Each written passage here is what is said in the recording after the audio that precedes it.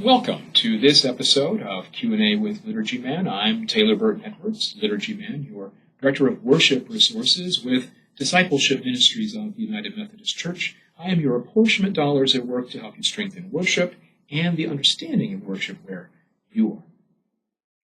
Today's question comes to us from Dan Roth from Pennsylvania, and he asks, any suggestions for better involving minimally literate people in worship, particularly hymn singing, responsive readings, and communion ritual?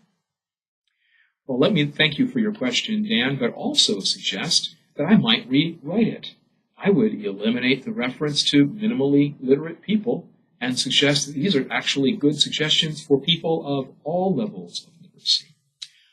Frankly, I would argue that the less you have to read, particularly read for the first time in a worship service, the better.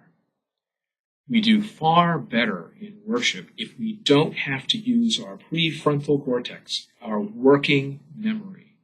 If we can do things that we can recall from having done them multiple times before that are more into our muscle memory, if you will, as it's kind of referred to at times, that actually frees us up to worship in the moment much, much better than if we think that we're accomplishing something by reading different words every week for the call to worship or different ways of doing the confession of sin every week. Frankly, that much lack of repetition makes worship much harder for everyone, minimally literate or otherwise, to participate in fully. And quite the reverse is also true. The more you focus worship on action, on motion, on gesture, and on music, the stronger and the deeper and the more embodied and richer and spiritual, frankly, worship can become for everyone present of all ages and all abilities. Do not assume that simply because someone does not read well, that means they do not know a lot.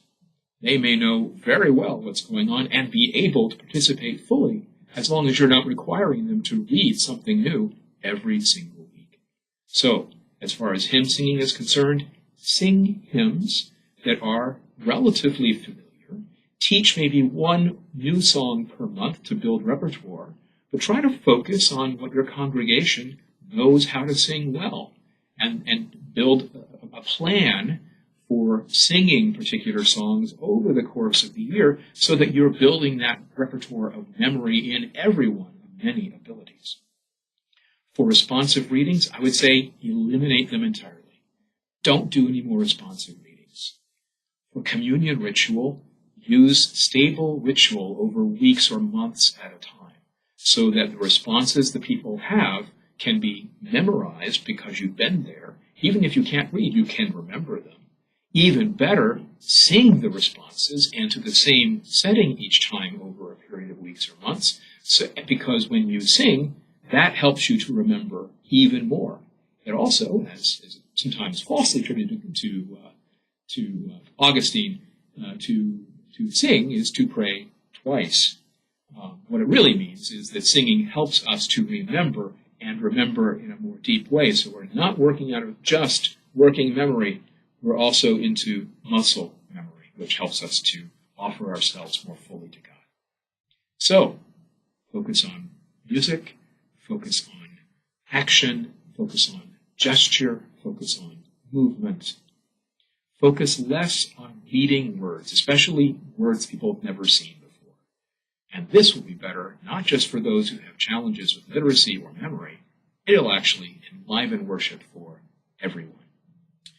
I hope this has been helpful. Remember, you can always contact me, worship@umcdiscipleship.org, through our UMC Worship Facebook group, or drop me a line here on this page, and perhaps your question or comment may become the basis for a future episode of Q&A with Liturgy Man.